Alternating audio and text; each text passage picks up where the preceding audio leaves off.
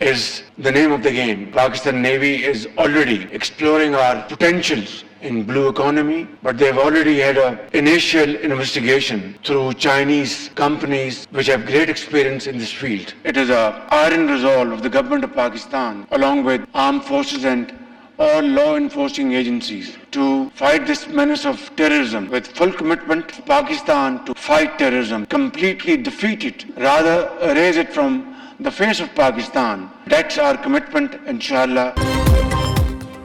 पाक सरजमीन से दहशत गर्दी के खात्मे का अज़म गैर मुतसलसल है। सिक्योरिटी फोर्सेज रोज कुर्बानियां दे रही है। 2018 में हमने दहशत गर्दी का खात्मा किया, बदकिस्मती से अब दहशत गर्दों ने दोबारा सर उठा लिया है। दहशत गर्दी की लानत खत्म किए बगैर चैन से नहीं बैठेंगे। वज़ीर आज़म शहबाज शरीफ का Pakistan navy war college Lahore में 7वीं मैरीटाइम सिक्योरिटी वर्कशॉप के शुरका से खिताब। कहा, ब्लू इकोनॉमी से ही मुल्क की तरक्की और खुशहाली मुमकिन है। पाक बहरिया समुद्री वसाइल से इस्तेफादे के लिए इक़दाम कर रही है। गवादर की बंदरगाह एक मरकजी हैसियत रखती है। दोस्त मुल्क चीन भी बहरी शोबे में भरपूर ताउन फराहम करने के लिए तैयार है।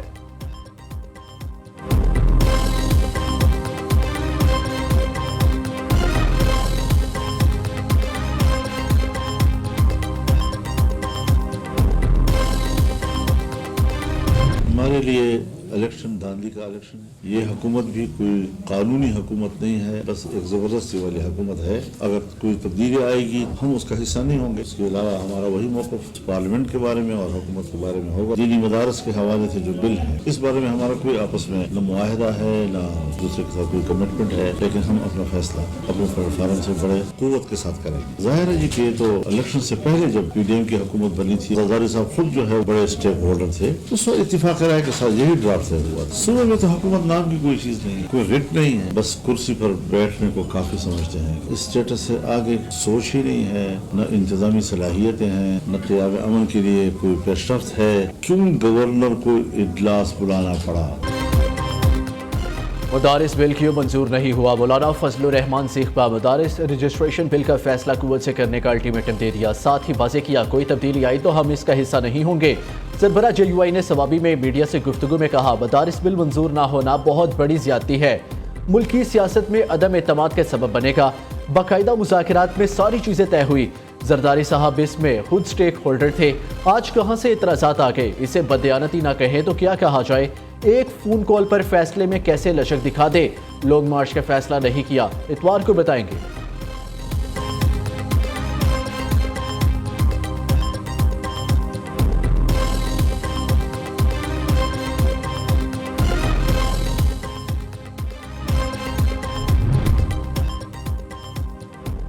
कुछ लोग नौजवानों को इंतहा पसंदी की जानिब धकेलने के ख्वाहिशमंद हैं। मौशी और सियासी इस्तेहकाम के लिए सियासी हम आहंगी जरूरी है। सियासी जमातों में बातचीत ही दरपेश चैलेंजेस से निपटने का वाहिद और मौसर हल है। बिलावल भुट्टो का सिंध पिंक फुटबॉल टूर्नामेंट की इफ्तिताही तकरीब से खिताब। कहा, मुल्क का मुस्तकबिल नौजवानों से वाबस्ता, इनकी तरक्की चाहते हैं। खवातीन मुल्क की वज़ीर आज़म बनना चाहे तो एक नहीं 2 बार बन सकती हैं। वो दिन दूर नहीं जब खवातीन पाकिस्तान की नुमाइंदगी करेंगी। चेयरमैन पीपल्स पार्टी खिलाड़ियों के साथ घुल मिल गई, गुफ्तगू की और तस्वीर बनवाई।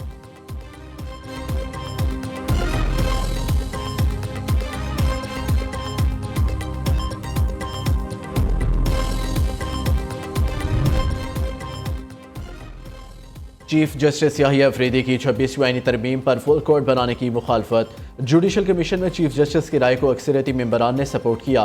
चीफ जस्टिस याहिया अफरीदी ने जस्टिस मंसूर अली शाह के खत का जवाब देते हुए कहा, 26वीं आईनी तरमीम के खिलाफ दरख्वास्तों पर समाअत का फैसला जुडिशल कमीशन करेगा। दरख्वास्तें किसने और कैसे फिक्स करनी है ये आईनी कमेटी तय करेगी।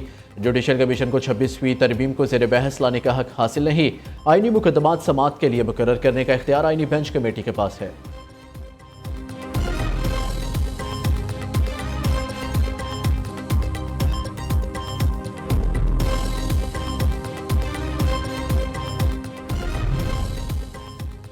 Justice Shahid Bilal Hasan Supreme Court आईनी बेंच का हिस्सा बन गए। सिंध हाई कोर्ट की आईनी बेंच के लिए 2 जजेस भी मुकर्रर। जुडिशल कमीशन ने जस्टिस आगा फैसल और जस्टिस अदनान करीम की मंजूरी दी।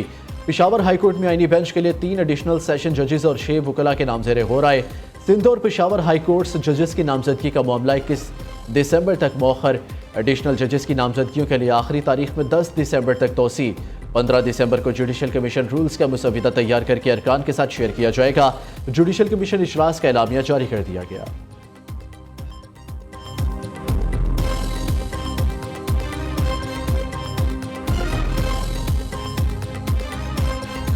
नहीं जी, मैं इतनी तकलीफ में थी इतने दिनों से, क्योंकि इतनी शहादतें हुई हैं जिसकी वजह से मुझे ये समझ ही नहीं आ रही थी कि लोग गलत और झूठ क्यों बोल रहे हैं। मैं भागने वाली औरत नहीं हूँ और जो खान के लिए निकले हैं उनको तो बिल्कुल छोड़ के मैं नहीं अकेला जा सकती। किसी को नहीं पता था मेरी गाड़ी कौन सी है। डी चौक पे मैं 12:30 बजे तक बिल्कुल अकेली थी अपनी गाड़ी में।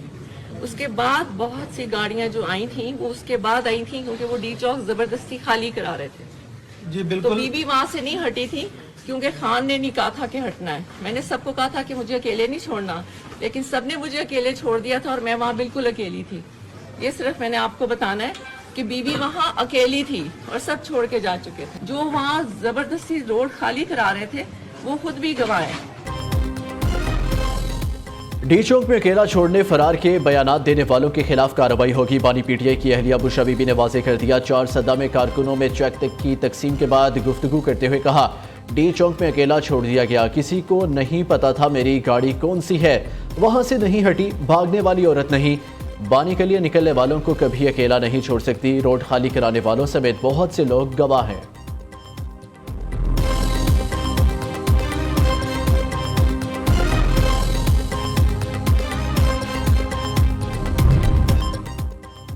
अलीमा खान ने बानी पीटीआई के 2 मुतालबात सामने रख दिए। सुप्रीम कोर्ट के जजेस के नीचे JIT बनाई जाए जो 9 मई और 26 नवंबर के सारे हाथ की तहकीकात करे। दूसरा मुतालबा यह है कि एस्टेब्लिशमेंट मुज़ाकरात की ऑफर दे तो पीटीआई बातचीत करेगी। बानी से मुलाकात के बाद अलीमा खान ने कहा, तमाम गिरफ्तार लोग रिहा किए जाए, मुतालबा तस्लीम ना हुए तो सिविल नाफरमानी का आगाज करेंगे। ओवरसीज पाकिस्तानियों को भी कॉल दी जाएगी।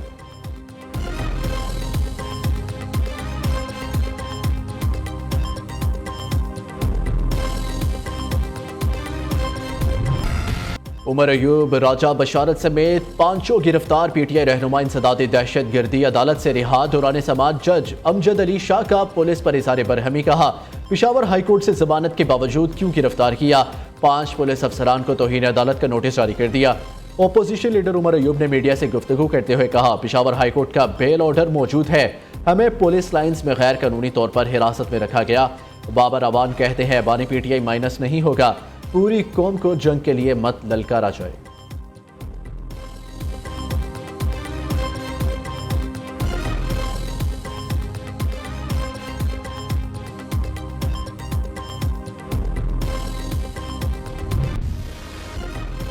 बानी पीटीआई के खिलाफ कितने मुकदमा दर्ज हैं, तफसीलात सामने आ गई। बानी के खिलाफ मुल्क भर में केसेस की तादाद बढ़कर 188 तक जा पहुंची। बानी पीटीआई की बहन नूरीन नियाजी की दरख्वास्त पर वजारत दाखिला की रिपोर्ट इस्लामाबाद हाई कोर्ट में पेश।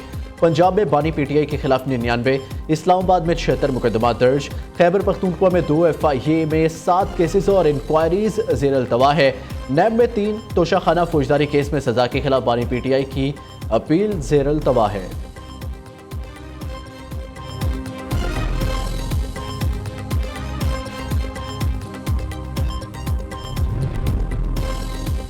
वज़ीर आला मरियम नवाज का एक और अहसन इक़दाम। CM Punjab free solar panel scheme का बाकायदा इफ्तिताह कर दिया। पंजाब के सारिफीन आज से ही SMS या ऑनलाइन पोर्टल पर घर से अप्लाई कर सकते हैं। स्कीम के तहत साल भर में 1 लाख सोलर सिस्टम लगाए जाएंगे। माहाना 200 यूनिट तक सर्फ करने वाले सारिफीन को सोलर सिस्टम मुफ्त दिया जाएगा। मरियम नवाज ने कहा, फ्री सोलर पैनल स्कीम का मकसद आवाम को महंगी बिजली से मुस्तकिल रिलीफ देना है। पंजाब के मसाइल आवाम की सहूलत और रिलीफ के लिए ही खर्च होंगे।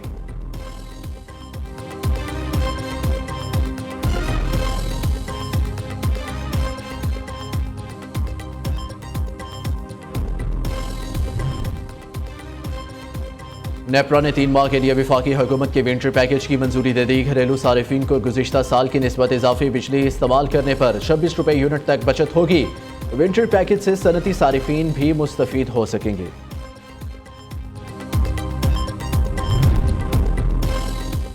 PIA की पहली परवाज की पेरिस जाने के लिए तैयारियां मुकम्मल। तर्जुमान कौमी एयरलाइन के मुताबिक पहली परवाज 10 जनवरी को पेरिस जाएगी। टिकटों की बुकिंग आज से शुरू होगी। हफ्ते में 2 परवाजें मंगल और जुमे को इस्लामाबाद से चलाई जाएगी।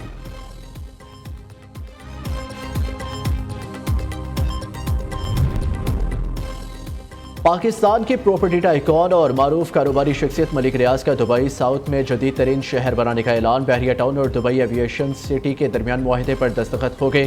दुबई एविएशन सिटी कॉरपोरेशन और दुबई साउथ के एग्जीक्यूटिव चेयरमैन खलीफा अल ज़फ़ैन का कहना है कि ये मनसूबा दुबई साउथ आलमी सरमायाकारी के लिए पुरकशिश मरकज़ बनेगा।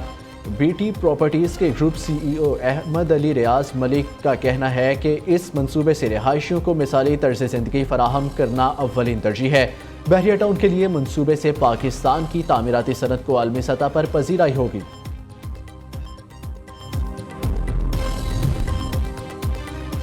मुल्क के बेशतर इलाकों में आज से सर्दी में इजाफा और बारिश का इम्कान। रावलपिंडी, मरी, गलियात, अटक, चकवाल, जहलम समेत बलाई पंजाब के दीगर इलाकों में आंधी, तूफान, बारिशों और पहाड़ी इलाकों में बर्फबारी मुतवक्की है।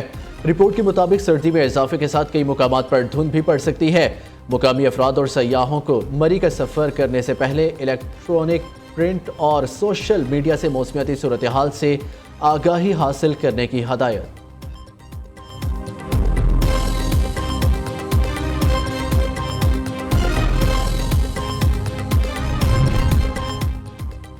हुकूमत सिंध का 8 दिसंबर को MD के टेस्ट के इम्तिहानी मराकज़ के अतराफ दफ़ा 144 नाफिज करने और मोबाइल जैमर्स लगाने का फैसला। टेस्ट मराकज़ में मोबाइल जैमर्स लगाने का हुक्म जारी।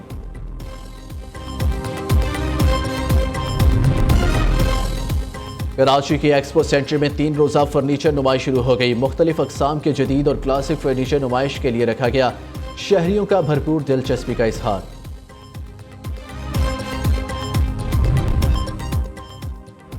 अमरीका का मजीद 35 ईरानी कंपनीज पर पाबंदी का ऐलान। मसूद पज़िशकियान हुकूमत पर तेल बेचकर पैसा जोहरी प्रोग्राम पर लगाने का इल्ज़ाम। अमरीकी महकमा खजाना की तजवीज़ पर ईरानी कंपनियों पर पाबंदी का नोटिफिकेशन जारी कर दिया गया।